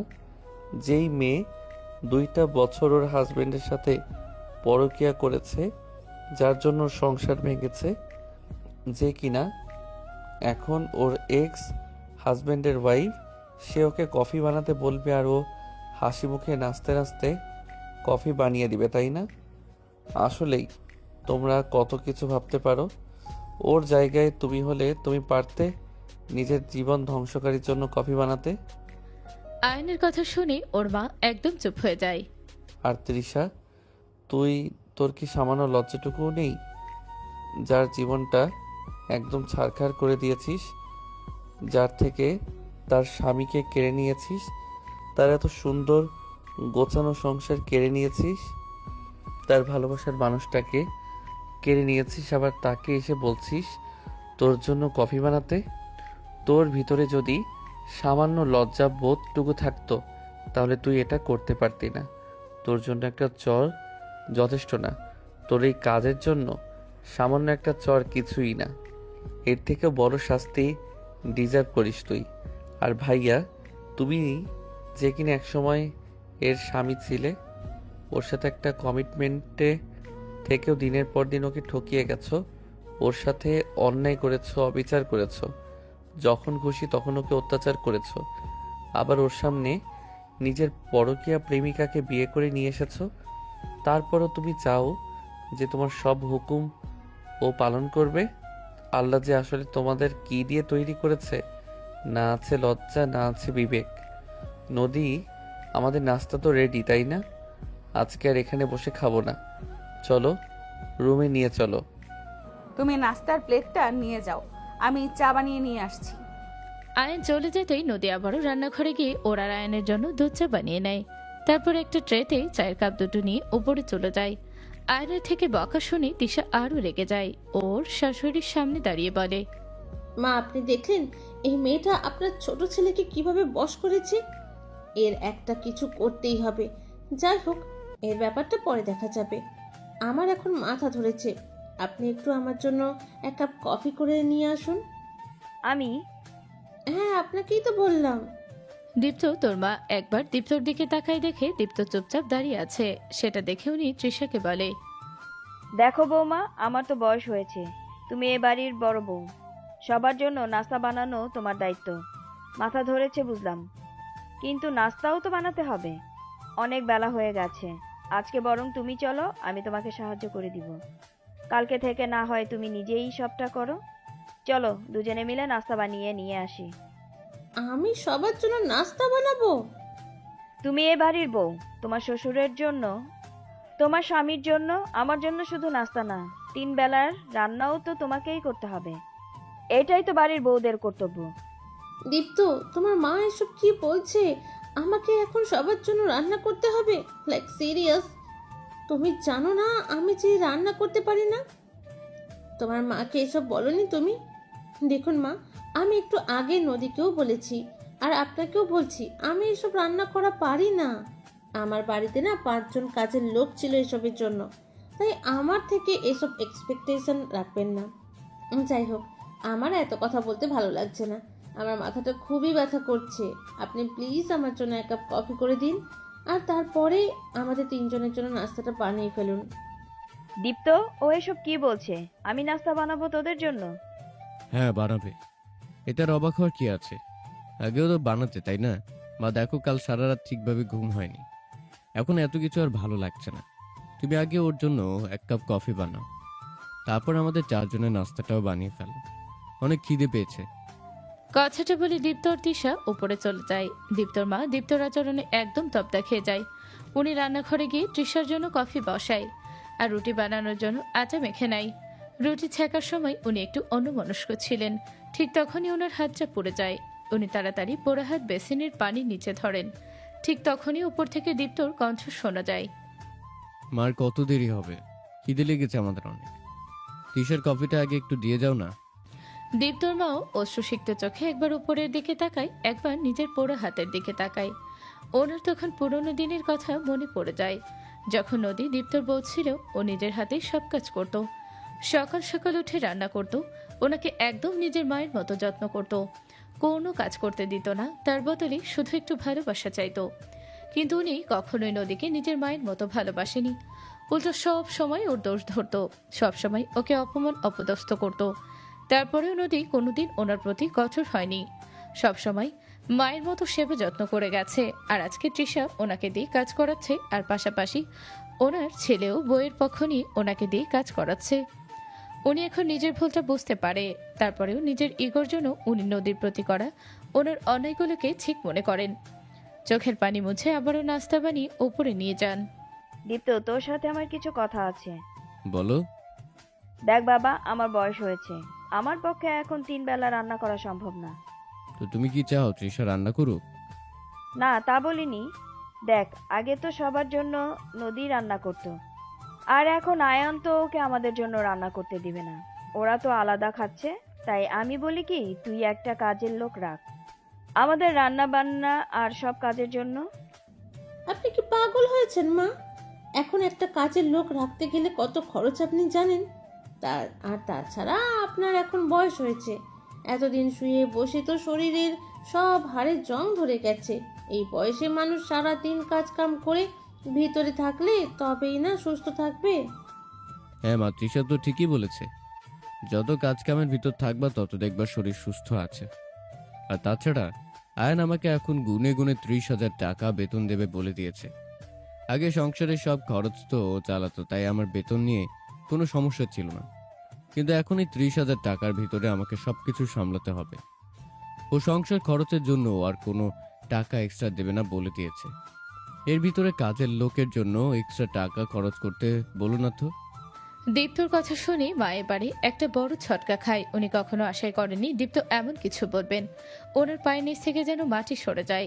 উনি আর নাস্তা না করে সেখান থেকে নিজের রুমে চলে আসেন। তারপরে ওনার চোখ থেকে পানি ঝরতে থাকে। উনি পুরনো দিনের কথাগুলো মনে করেন, যখন বাড়িতে কাজের লোক থাকতে উনি নদীকে দিয়ে সব কাজ করাতেন, আর নদীও চুপচাপ সবকিছু করতো ভালোবেসে। ও কখনোই ওনার কোনো কথার অবাধ্য হয়নি, সবসময় ওনাকে মায়ের মতো সেবা যত্ন করে গেছে। আর তার বিনিময়ে উনি সবসময় নদীকে অত্যাচার করেছেন। আজ এই মুহূর্তে দাঁড়িয়ে উনি নিজের ভুলটা বুঝতে পারেন। উনি অঝরে কান্না করতে থাকেন আর ভাবেন নদীর কাছে গিয়ে নিজের ভুলের জন্য করা সমস্ত ক্ষমা চাইবেন। নদী, বিকেলে রেডি হয়ে থেকো, আজকে তোমাকে নিয়ে একটু বাইরে যাব। কোথায় যাবে আবার? একটু শপিংয়ে যাব, টুকটাক কেনাকাটা আছে কিছু, আর সিনেমা দেখতে যাব। ঠিক আছে, আমি রেডি হয়ে থাকবো।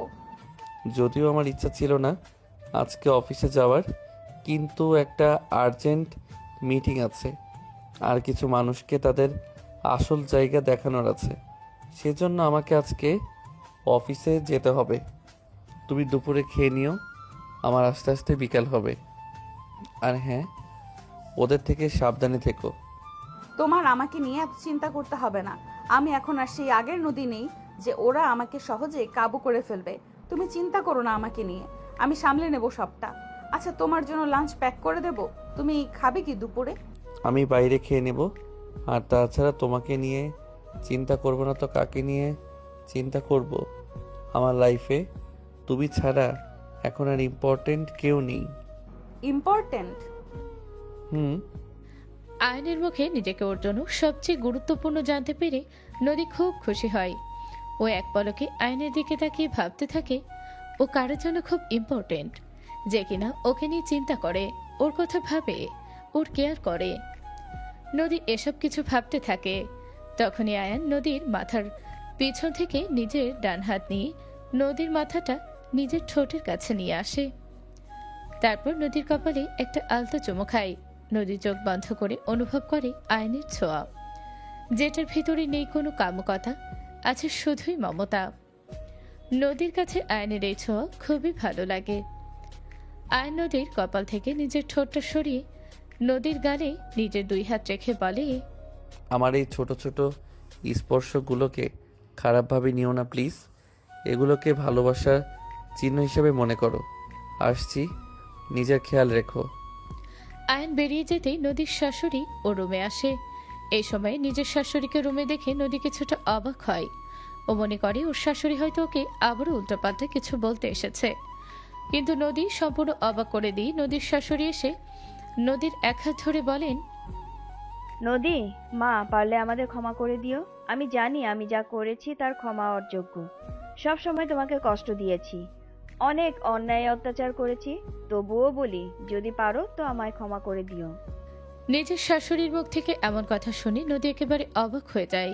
ও আশাই করতে পারেনি ওর শাশুড়ি কখনো ওর থেকে ক্ষমা চাইবে। ও নিজের কানকে বিশ্বাস হয় না। তবু নিজেকে কিছুটা ধাতস্থ করে নদী ওর শাশুড়িকে বলে, মা আপনি এসব কি বলছেন? আপনি আমার বড়, আপনি আমার কাছে কেন ক্ষমা চাইছেন? কম অত্যাচার তো আর তোমাকে করিনি, সেই জন্য আজকে আমার এই দশা। আল্লাহ আমাকে আমার সকল পাপের শাস্তি দিচ্ছে। তুমি দয়া করে আমাকে ক্ষমা করে দাও মা, না হলে যে আমি মরেও শান্তি পাবো না। নদী ওর শাশুড়িকে ধরে বিছানায় বসাতে যায়। তখনই খেয়াল করে ওর শাশুড়ির হাতটা পোড়া। নদী ব্যস্ত হয়ে বলে, এ কি মা, আপনার হাত পুড়লো কিভাবে? হাতটা তো অনেক পুড়ে গেছে, এতটা কিভাবে পুড়লো? এইসব এখন আর কিছুই না, সামনে যে আরো কত কিছু হবে। সবই আমার কপাল, বুঝলে? এতদিন তোমাকে যা যা অত্যাচার করেছি, এখন সবটাই ফেরত পাচ্ছি। প্রকৃতি একটা নিয়ম আছে না, অন্যের সাথে অন্যায় করলে নিজেকেও সেটা ভোগ করতে হয়। আপনি কি বলছেন? এসব আমি কিছুই বুঝতে পারছি না। আপনি আগে আসুন তো আমার সাথে, এখানে বসুন। আপনার হাতে তো অনেকটা পুড়ে গেছে, আগে এখানে মলম লাগিয়ে নিই। নদী পরম মমতায় ওর শাশুড়ির হাতে পড়ে যাওয়া জায়গায় মলম লাগিয়ে দেয়। ওর শাশুড়ি এক নজরে নদীর দিকে তাকিয়ে থাকে। আজকে উনি বুঝতে পারে নদী আসলে সবসময় ওনাকে কতটা ভালোবেসে এসেছে। তার বিনিময়ে উনি শুধু নদীকে অবজ্ঞা করেছেন। ওনার নিজেই কৃতকর্মের জন্য নিজেকে আজকে নিজের কাছে খুব ছোট মনে হতে থাকে। ওনার চোখ বেয়ে পানি পড়তে থাকে। উনি নদীর মাথায় নিজের অন্য হাত বুলিয়ে দেন। এই প্রথমবারের মতো নদীর শাশুড়ি ওর মাথায় হাত বুলিয়ে দেয়। নদী অবাক চোখে ওনার দিকে তাকায় আর বলে, মা কি হয়েছে আপনার? আপনি কান্না করছেন কেন? আর আপনার হাতে বা এতটা পুড়লো কিভাবে? বললাম না, সবটাই আমার পাপের শাস্তি। আমি নিজের হাতে নিজের সংসার ধ্বংস করেছি। আমার সাজানো গোছানো সংসার খাল কেটে কুমির এনেছি। রান্না করতে গিয়ে হাত পুড়ে গেছে। আপনি কেন এই বয়সে রান্না করতে গেছেন? আপনার কি এখন রান্না করার মতো সময়? আপনার এখন রেস্ট করার সময়। কে বলেছে আপনাকে রান্না করতে?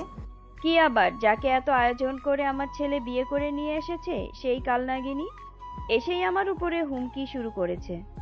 আমাকে বলে দিয়েছে এখন থেকে বাসার সব কাজ, রান্না করা সব আমাকেই করতে হবে। কোনো ধরনের রেস্ট আমার জন্য না। আমার নাকি কাজ না করতে করতে বসে থাকতে থাকতে হাড়ে জং ধরে গেছে। সেজন্যই সে ঝং ছুটাতে আর আমাকে সুস্থ রাখতে বাসার সব কাজ এখন থেকে আমাকে করার হুমকি দিয়েছে। নদীর ও শাশুড়ির কথাগুলো শুনে খুব রাগ হয়। তৃষার আর দীপ্তর উপরে ওর শাশুড়িকে বলে, তিশা না হয় আপনাকে এসব বলেছে, তার জন্য কি আপনাকে ঘরের সব কাজ করতে হবে নাকি? দীপ্ত ওকে কিছু বলেনি? ওই কুলাঙ্গারের কথা আর বলো না তো। একটা কুলাঙ্গার পেটে ধরেছি আমি। ওর বউ আমাকে হুকুম দেয় আর আমার কুলাঙ্গার তাতে সায় জানায়।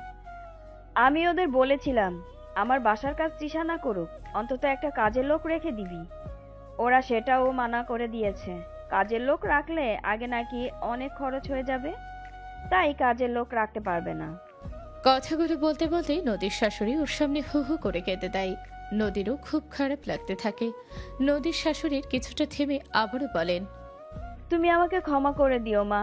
আমি জানি এতদিন তোমার সাথে যা যা অন্যায় করেছি তার জন্য কোনো ক্ষমা হয় না, কিন্তু তুমি যদি আমাকে ক্ষমা না করো তাহলে আমি মরেও শান্তি পাবো না। আল্লাহ আমাকে তোমার সাথে করা সকল অন্যায়ের শাস্তি এভাবেই ফেরত দিচ্ছে। যে ছেলেকে আমি এত ভালোবাসা দিয়েছি, বড় করলাম, এতদিন আগলে রাখলাম, সব সময় ওর অন্যায় জেনেও ওকে সাপোর্ট করে গেলাম, সেই ছেলেই আজকে বউয়ের জন্য আমাকে দাসী বানিয়ে দিয়েছে। ভুলটা আমারই। আমি তোমার মতো খাঁটি রত্ন রেখে কয়লার দিকে হাত বাড়িয়েছিলাম, সেজন্যেই জ্বলন্ত কয়লায় আজকে পুড়ছি আমি। সেই সময় থেকে কি ক্ষমা ক্ষমা করে যাচ্ছেন বলুন তো? আপনি আমার মা, আপনি কেন আমার কাছে ক্ষমা চাইছেন? আপনি আমার কাছে ক্ষমা চেয়ে আমাকে লজ্জিত করবেন না। আপনার করা কোনো কিছুই আমি মনে রাখিনি। আপনার করা শাসনগুলো আমি ভালোবাসা হিসাবেই ধরে এসেছি। আমার নিজের মা থাকলে কি আমাকে শাসন করতো না নাকি? তাই দয়া করে আমার কাছে ক্ষমা চেয়ে আমাকে ছোট করবেন না। নদী ওর শাশুড়ির চোখের পানি মুছিয়ে দেয়, তারপর আবারও বলে, মা, আপনাকে একটা কথা বলি। দেখুন, ওরা যেহেতু আপনার সাথে এমন আচরণ করছে, আমার মনে হয় না দীপ্ত এখন আর আপনার পক্ষ নিয়ে কথা বলবে। আপনার যদি কোনো সমস্যা না থাকে তাহলে আপনি এখন থেকে আমার আর আপনার ছোট ছেলের সাথে খাবেন। আপনার এখন রেস্ট করার সময়। ঘরের কাজ বাজ করতে গেলে আপনি আরো অসুস্থ হয়ে পড়বেন। তাই আমি বলি কি, আপনি ওদের সাথে এখন থেকে আর খাবেন না। ওদের সাথে না খেলে ওরা নিশ্চয়ই আপনাকে আর কাজ করতে বলবে না। আপনার সমস্ত দায়িত্ব এখন থেকে আমাদের। না না, তা হয় না। এতদিন তোমাকে কম অত্যাচার করিনি। এখন তুমি একটু সুখে শান্তিতে আছো, তার ভেতরে আবার ঢুকে তোমাকে কষ্ট দিতে চাই না। আর এখন আমার সাথে যা যা হচ্ছে সবই আমার কর্মফল। কষ্টের আবার কি আছে? দেখুন মা, আমি কখনো আপনাকে নিজের শাশুড়ি মনে করিনি। সব সময় নিজের মাই মনে করেছি। আর নিজের মায়ের সেবা যত্ন করায় কষ্টের কি আছে? আমি যেটা বলেছি সেটাই হবে। আপনি এখন থেকে আমাদের সাথেই থাকবেন, আমাদের থেকেই খাবেন। নদী নিচে কিচেনে যায় ওর আয়নের আর ওর শাশুড়ির জন্য রাতে ডিনার রেডি করতে। আর ওর আয়নের প্ল্যানিং ছিল মুভি দেখে ফেরার সময় বাইরে ডিনার করবে, কিন্তু এখন যেহেতু ওর শাশুড়ি ওদের সাথে খাবে তাই ও নিচে কি ডিনার রেডি করতে থাকে। নদীকে কিচেনে দেখে তৃষা আসে ওকে জ্বালাতন করার জন্য। কি রান্না করছো? আমি কি করছি না করছি তাতে তোমার কি? হ্যাঁ, আমার উপরে তো নজরদারি কেন চালাচ্ছ? তুমি নিজের চরকায় তেল দাও না। নদীর শাশুড়ি উপর থেকে নিচে নেমে আসেন। মাকে দেখে তৃষা বলে, আমাদের দুপুরে রান্না হয়েছে। কি রান্না করছেন আজকে দুপুরের জন্য? তোমার লজ্জা করে না নিজের মায়ের বয়সী শাশুড়িকে হুকুম দাও? ওনাকে দিয়ে সকালে যে রান্না করিয়েছো, তুমি কি জানো ওনার হাত পুড়ে গেছে? তোমরা কেমন মানুষ? হ্যাঁ, ওনার বয়স দেখো তো। এই বয়সে ওনাকে ঘরের সব কাজ করতে বলো কোন হিসাবে? ও বাবা, আপনি দেখছি এখন ওর তলে ফিরে গিয়েছেন। নিজের ছোট বৌমার কাছে কি আমাদের নামে নালিশ করছেন? আপনি কি ভেবেছেন আপনি ওর কাছে গিয়ে নালিশ করবেন আর আমরা 3 বেলা আপনাকে বসে বসে খাবো? আজকে দীপ্ত অফিস থেকে ফিরুক, তারপর আপনাকে দেখছি। এই, তুমি কি দেখবে ওনাকে? হ্যাঁ, এত বড় কথা বলার সাহস কি করে হয় তোমার? বড়দের সম্মান করতে তো জানো না। শিখিয়েছো শুধু দিমাগ দেখাতে। উনি না তোমাদের খাওয়ানোর আশাতে বসে নেই। আজকে থেকে মা আমাদের সাথে খাবেন। নদীর কথায় তৃষা খুব রেগে যায়। ও কটমট করে শাশুড়ির দিকে আর নদীর দিকে তাকিয়ে উপরে চলে যায়। নদী রান্না শেষ করে উপরে চলে যায় আর ওর শাশুড়িকে বলে রুমে গিয়ে রেস্ট নিতে। দুপুরবেলা ও আর ওর শাশুড়ি একসাথে বসে লাঞ্চ সেরে নেয়। বিকেলবেলা নদী আয়ন আসার আগে একটা মেরুন রঙের শাড়ি পরে হালকা সাজগোজ করে নেয়। চোখে সামান্য কাজল দেয়, চুলগুলো ছেড়ে রাখে, কপালে একটা কালো টিপ আর ঠোঁটে মেরুন রঙের গাঢ় লিপস্টিক। গলা এবং কানে আয়নের কিনে দেওয়া একটা সিম্পল গোল্ডেন নেকলেস আর ইয়াররিং পরে। এই সামান্য সাজে নদীকে অপূর্ব সুন্দর লাগছিল। আয়ন ভেতরে প্রবেশ করেই নদীকে দেখে মুগ্ধ চোখে চেয়ে থাকে। মাশাল্লাহ, আমার বউটাকে তো আজকে একদম পরীর মতো লাগছে, কারোর নজর না লেগে যায়। দূর, তুমি যে কি বলো না। যাও, এই স্যুট বুট পাল্টে একটা পাঞ্জাবি বের করে রেখেছি অফ হোয়াইট কালারের, ওটা পরে এসো। জো হুকুম মহারানী। আয়ন ফ্রেশ হয়ে নদী বের করে রাখা পাঞ্জাবি পরে আসে। তারপরে ওরা দুজন চলে যায়। ওরা দুজন প্রথমে কিছু শপিং সেরে নেয় নদীর জন্য। নদী আবার ওর শাশুড়ির জন্য 2টা শাড়ি কিনে নেয়। তারপর ওরা দুজন সিনেমা হলে যায় মুভি দেখতে। আজকে নদীর কথা মতো আয়ন গাড়ি নেয়নি। ওরা দুজন রিকশায় করে যায়। সিনেমা দেখা শেষ করতে করতে রাত 9টা বেজে যায়। ওরা দুজন বাহিরে বেরিয়ে একটা রিকশা নেয়। রিকশায় করে কিছু দূর আসার পরে হঠাৎ করে রিকশাওয়ালা বলে চার্জ শেষ হয়ে গেছে। যেহেতু ব্যাটারি চালিত রিকশা তাই চার্জ শেষ হয়ে গেছে। ওরা ওখানেই নেমে পড়ে, দাঁড়িয়ে দাঁড়িয়ে অপেক্ষা করতে থাকে আরেকটা রিকশার। কিন্তু তখনই হুট করে মুষলধারে বৃষ্টি শুরু হয়ে যায়। বৃষ্টি দেখতেই নদী খিলখিলিয়ে হেসে ওঠে ও বৃষ্টিতে ভিজতে শুরু করে দেয়। নদীর প্রাণোচ্ছল হাসি দেখে আয়ানও খুব খুশি হয়। আয়ান যদিও একটা বন্ধ দোকানের ছাউনির নিচে দাঁড়িয়েছিল, কিন্তু নদী এসে ওর হাত ধরে ওকে বৃষ্টিতে টেনে নিয়ে যায়। নদীর সাথে আয়ানও বৃষ্টিতে ভেজে। ও নিজে ভেজার থেকে বেশি নদীকে দেখতে থাকে, নদীর খুশিগুলো দেখতে থাকে। আয়ান নদীর দিকে তাকিয়ে আছে বুঝতে পেরে নদী কিছুটা লজ্জা পায়। ও অন্যদিকে চলে যেতে চায়, তখনই হোঁচট খেয়ে পড়ে যেতে নাই। আয়ান এসে ওর কোমর জড়িয়ে ধরে। ওরা একে অপরের চোখের দিকে এক পলকে তাকিয়ে থাকে। কিছু সময় পরে নদী লজ্জা পেয়ে আয়নের থেকে নিজেকে ছাড়িয়ে নেয়। হোঁচট খাওয়ার ফলে নদীর পায়ের গোড়ালি মুচকে যায়। ও সোজা হয়ে হাঁটতে পারে না, ওর খুব কষ্ট হয় হাঁটতে গিয়ে। আয়ন সেটা লক্ষ্য করে নদীকে কোলে তুলে নেয়। কিছুক্ষণ পরে ওরা একটা রিকশা পেয়ে যায়। রিকশা থেকে নেমে ও আয়ান নদীকে কোলে করে নিয়ে বাড়ির ভেতরে প্রবেশ করে। নদীকে আয়নের কোলে দেখে তৃষার আগে একটা গ্লাস ফ্লোরে ছুঁড়ে মারে। আয়ন সেদিকে পাত্তা না দিয়ে নদীকে কোলে নিয়ে উপরে নিজেদের রুমে চলে যায়। নদীর পরনে শাড়ি সম্পূর্ণ ভিজে গিয়েছিল। ও আলমারি থেকে নিজের কাপড় নেওয়ার জন্য আলমারি খোলে। তখনই ওর মনে পড়ে সকালবেলায় ও সব থ্রি পিসার শাড়ি ধুয়ে দিয়েছিল। সবকিছু ছাদে নাড়া। যাওয়ার সময় ওর শাশুড়িকেও বলে যায়নি যে ছাদে কাপড় মেলা। তার মানে বৃষ্টিতেই সব ভিজে গেছে। নিজের বোকামির কথা চিন্তা করে নদী জিপে কেটে কামড় মারে। এখন কি পরবে সেটা ভাবতে ভাবতে ও আয়নের একটা শার্ট আর একটা ট্রাউজার নেয়। সেটা পরে আয়নের সামনে এসে দাঁড়ায়। নদীর ভীষণ লজ্জা লাগতে থাকে আয়নের সামনে এভাবে এসে। নদীকে নিজের কাপড় পরতে দেখে আয়ন প্রথমে হেসে দেয়, তারপর ধীরে ধীরে নদীর কাছে এগিয়ে আসে। নদীর কাছে এসে আয়ন নদীর কোমর জড়িয়ে নদীকে একটানে নিজের কাছে নিয়ে আসে। নদীর মাথার পেছন থেকে হাত দিয়ে নদীর মুখটা নিজের মুখের সামনে নিয়ে আসে। তারপরে হুট করে নদীর ঠোঁটে নিজের ঠোঁট ডুবিয়ে দেয়। আচমকা কিস করায় নদীর চোখ দুটো বড় বড় হয়ে যায়। নদী আয়নকে আটকায় না, বরং আয়নের সাথে তাল দেয়। নদীকে চুপচাপ থাকতে দেখে আয়ন বুঝে যায় নদীরও সম্মতি আছে। আয়ন নদীর ঠোঁট থেকে নিজের ঠোঁটটা সরিয়ে নেয়।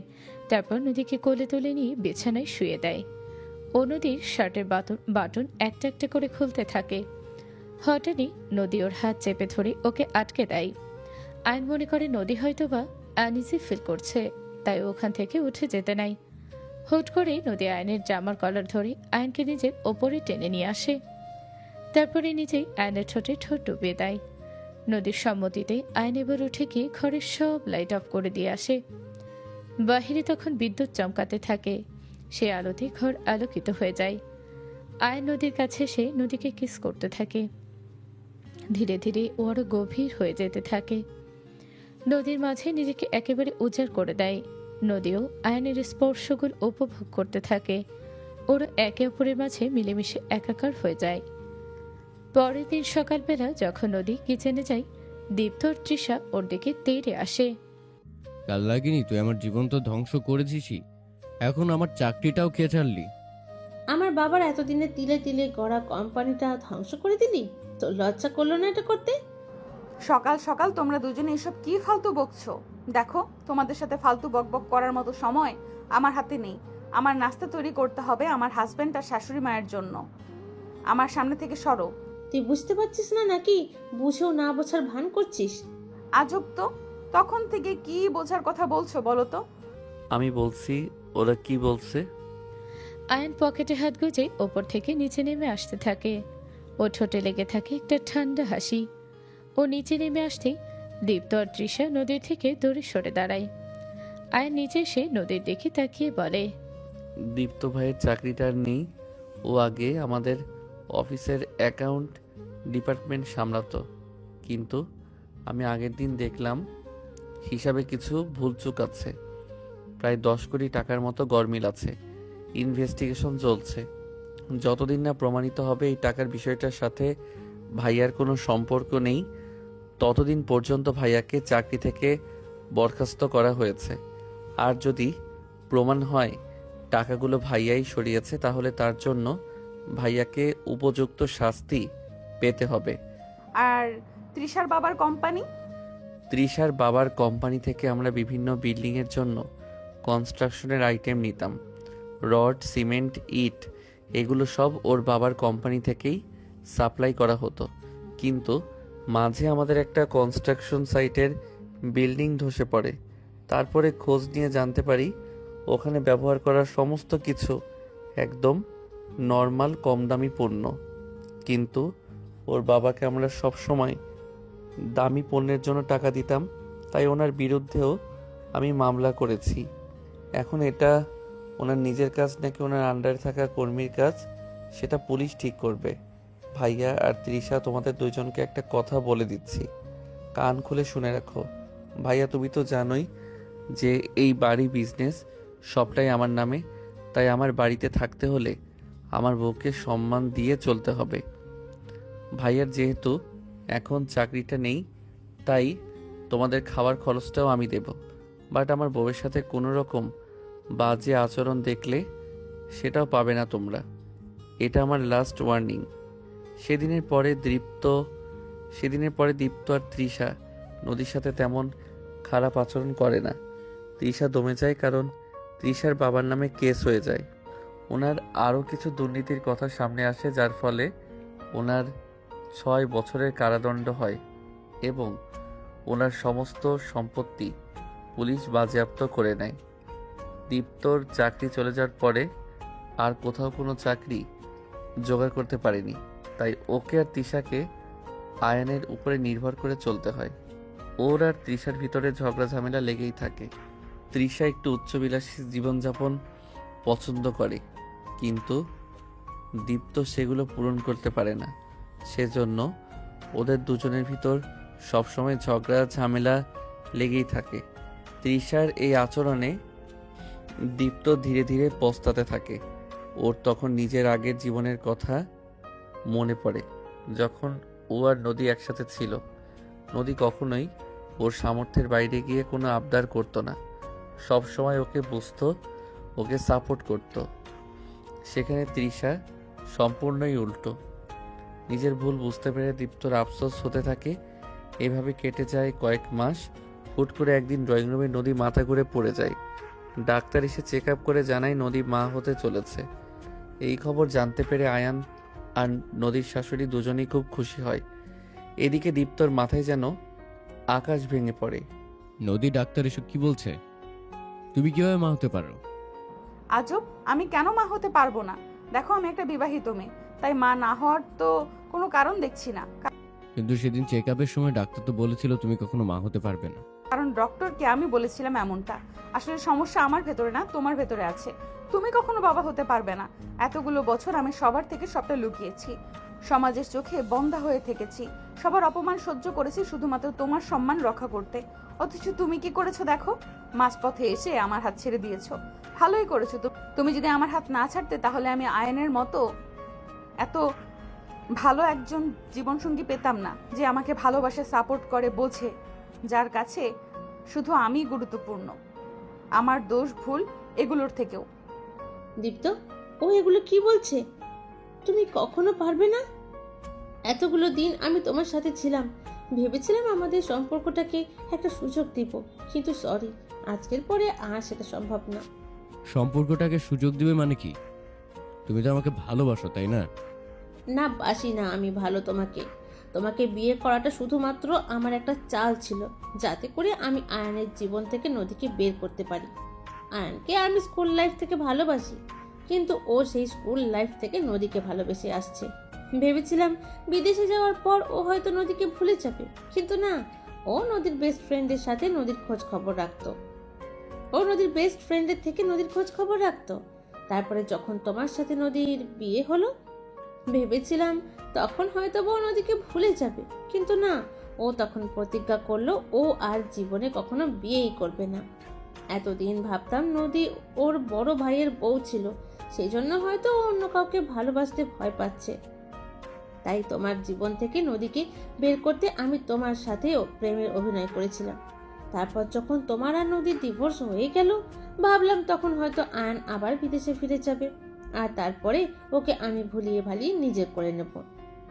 কিন্তু হুট করেই ও নদীকে বিয়ে করে নিয়ে আসলো, আর আমার সমস্ত প্ল্যান ফ্লপ হয়ে গেল। শুধুমাত্র আয়ানের জীবন থেকে নদীকে বের করতেই আমি তোমাকে বিয়ে করেছিলাম। কিন্তু এতদিনে আমি বুঝে গেছি আয়ান নদীকে সত্যিই ভালোবাসে খুব। ওদের আলাদা করা সম্ভব না, তাই সিদ্ধান্ত নিয়েছিলাম তোমার সাথে নিজের জীবনটাকে শুরু করব। কিন্তু আজকে জানতে পারলাম তুমি নাকি কখনো বাবাই হতে পারবে না। আর আমি তো আমার জীবন নিয়ে এত বড় স্যাক্রিফাইস করতে চাই না, তাই আমি চলে যাচ্ছি বাড়ি ছেড়ে। খুব তাড়াতাড়ি তুমি ডিভোর্স নোটিশ পেয়ে যাবে, সাইন করে দিও। দীপ্ত যেন আজকে ওর জীবনে সবচেয়ে বড় একটা ধাক্কা খায়। ও কল্পনা করতে পারেনি ওর জীবনে বড় একটা সত্যি এভাবে ওর সামনে আসবে, আর প্রত্যেকে ওকে ছেড়ে চলে যাবে। দীপ্ত ভেতর থেকে একেবারে ভেঙে পড়ে। নিজের জীবনের আর কোনো গতি খুঁজে পায় না। ও একদৌড়ে ছাদে চলে যায়, আর ছাদ থেকে লাফিয়ে আত্মহত্যা করার চেষ্টা করে, কিন্তু প্রাণে বেঁচে যায়। মাথায় আঘাত লাগায়, আজীবনের জন্য ও কোমায় চলে যায়। দীপ্তকে ডিভোর্স দেওয়ার পরে তৃষা একজন বড়লোক বয়স্ক লোককে বিয়ে করে, কিন্তু ভাগ্য আর এবারও সাথ দেয় না। ওই লোকের বাহিরে আরো অনেকগুলো প্রেমিকা থাকে। সেসব জানতে পেরে তৃষা যখন তার সাথে কথা কাটাকাটি করে, তখন ওই লোক তৃষাকে প্রচুর মারধর করে। এভাবে প্রতিনিয়ত ওই লোক তৃষার উপরে অত্যাচার করতে থাকে। একটা সময় পরে তৃষা মানসিকভাবে অসুস্থ হয়ে পড়ে, আর এখন ও একটা মেন্টাল হসপিটালে ভর্তি আছে। এদিকে নদী আর আয়ানের একটা পরীর মতো মেয়ে বাচ্চা হয়। ওরা দুজন ভালোবেসে ওদের মেয়ের নাম রাখে রাহা। মেয়ে নিয়ে ওদের সুখের সংসার খুব সুখে কাটতে থাকে। এভাবেই সমাপ্তি ঘটে একটি সুখের। সমাপ্ত।